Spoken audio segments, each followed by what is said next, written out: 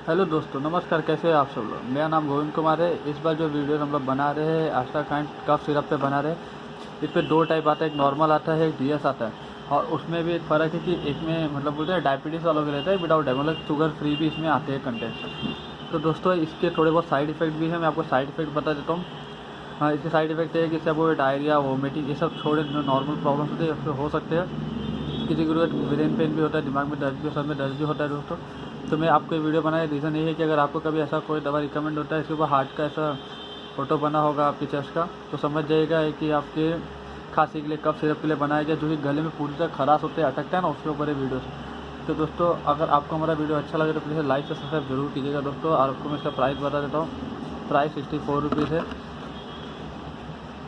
और thank you so much दोस्तों, आप लोगों ने इतना प्यार दिया हमें, और हमें थोड़ा सब्सक्राइबर दिन ब दिन बढ़ रहे हैं हमारे, और हमारे व्यू अच्छे आ रहे हैं। तो दोस्तों अगर आपको कोई और दवा पे सजेशन चाहिए होगा तो प्लीज़ हमें बताइएगा, हम लोग उस पर 101% वीडियोज़ बनाएंगे। थैंक यू सो मच दोस्तों।